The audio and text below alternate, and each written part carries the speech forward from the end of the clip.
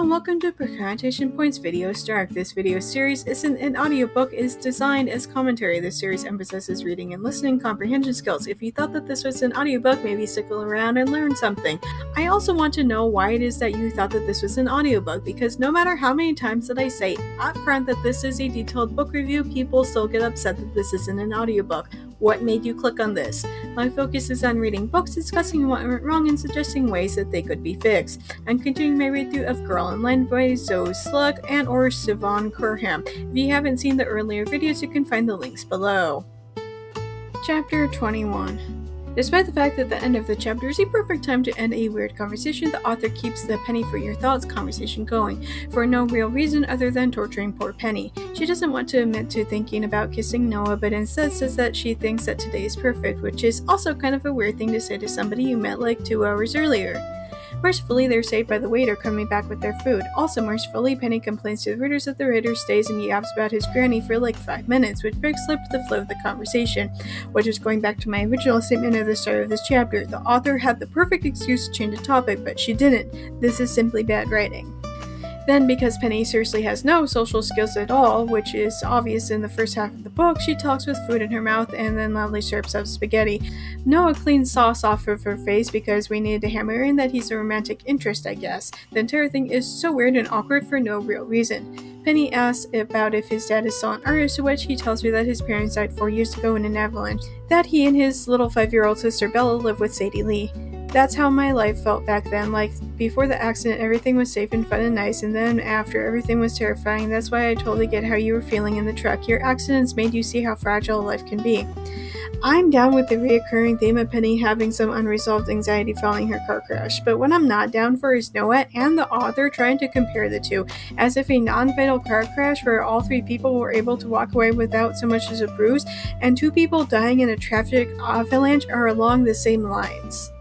Noah then confesses that after his parents died, he became paranoid about constantly checking in on Sadie Lee and Bella, which, yeah, having your parents abruptly die is traumatic at any age, but to lose them at 14 years old, that's awful. As the present, Noah seems so well-adjusted, truthfully, and nice. I guess I'm too used to the Hardins and Coles and Calebs who treat the female lead like trash. He goes on to say that time heals all wounds really is true, that Sadie used to tell him that, but that he hated it at the time. Now he understands that time does indeed make the grief seem smaller in comparison. He encourages Penny to not try to hide her anxiety and to acknowledge that she is feeling panicked as well. After that, he apologizes and insists that he hadn't meant for their lunch to be such a downer. This is interrupted by Elliot calling. Penny insists that it's fine, that she doesn't actually need to answer it, and I get it, but mostly I'm thinking that she's in a strange city in a strange country and ran off with a literal stranger she met 2 hours ago. Girl, answer your phone! The waiter then asks how their meals were. I guess that they're done, which is good because I'm sick of this. As they go back to the underwater zone, Penny thanks him for a great magical mystery day. Then she gets the tingles, copyright, when his hand accidentally brushes up against hers. And I simply want to say this. This is the kind of stuff that would have made me blush and giggle when I was Penny's age, but now I'm practically old enough to be Penny's mother. Her being with Noah is completely inappropriate. Shame on the mother for allowing her to go off with a literal stranger in a strange country. Love my Snark, I also offer book editing services where I bring that same approach to your writing. If you prefer a more traditional approach, I also offer professional book editing services. You can contact me on any of my social media platforms if you have further questions about my editing services, including pricing options. Chapter 22. As they step out from the artist commune, Penny feels like she's been forever changed. I don't even really have anything bad to say about it, mainly because Noah did give her some pretty good advice about managing her anxiety and reminding her that she's unlikely to feel like that forever. But as they reach his car, he gets a call from Sadie. She wants Noah to bring Penny back, mainly so that Penny's mom can see the tiara and because it's time for Sadie to pick Bella up from daycare and she needs the car. I'd like to remind the author that they are in New York, the place famous for its subways and terrible street traffic. Noah asks how long that she's going to remain in the States for, to which Penny replies that she's leaving in 2 days right after the wedding. He's sad to hear that, mainly because I think that he also feels that connection with Penny. Noah asks if she knows what an inciting incident is, and goes on to use the example of Hagrid telling Harry that he's a wizard. But he says that this feels like inciting incident on both of their lives, and then says that he'll have to come over for a holiday in the UK to see her again. When we get back to the wedding suite, I'm amazed Mom and Sadie Lee can't immediately tell something's happened. They were gone for like 2 hours. Granted, I know that sex doesn't take that long, but at the same time, come on, 2 hours for an unkissed virgin? Sorry, not sorry for saying it out loud. Back at the hotel, the two of them were forced to part ways. Although Noah goes in for a goodbye hug, Penny awkwardly opts to fist bump him instead.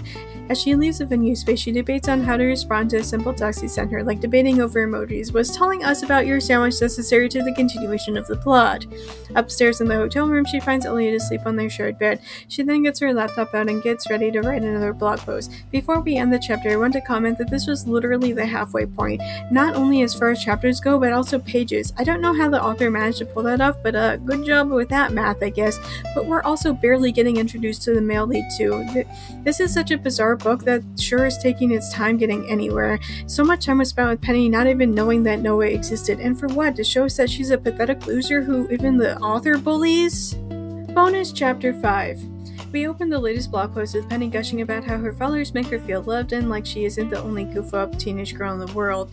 And I get it. It's been nice to connect with people who have similar backgrounds to me, who have the same kind of disabilities as me, and forget about shared interests. Except that you're forgetting one important thing. This entire book has been one giant cringe fest for no real reason, building Penny up to be the universe's punching bag only for her to take solace in the internet, except that it's the internet if she was literally the only person posting. And the way that she's talking as if she's literally the first teenage girl in all of history who has ever gone through anything ever. It's so annoying and pretentious. Ugh, give me a break. Anyway, she tells her followers about how she faced her fears and got on the plane to America with only a little bit of anxiety. And then she begins to tell them about meeting somebody whom she affectionately nicknames as Brooklyn Boy. She talks about how he had told her about the loss of people close to him, which made him qualified to give her good advice about how to deal with her own anxiety. And guys, this was literally spoiled for the readers in the summary. Okay, this isn't something that's supposed to be kept secret, but jeez girl, of course he found you. You weren't even being remotely subtle and pretending to hide any of that stuff. You're not even out of the country, like, come on. Anyway, she wraps up the post and comparing herself to Cinderella. She thinks that since Prince Charming never gave up on finding a Cinderella, that the same thing will eventually happen to her. After hanging out with the guy for 2 hours, then promptly never seeing him ever again, probably. Right, like we know that they're going to eventually meet back up again, or else this wouldn't be much of a romance series, but come on, at least be a little bit more subtle about your plot. Come on! I'm also waiting for the other shoe to drop about Noah. None of the other suggested books had such a genuinely nice male lead. Anybody can put on a mask for 2 hours.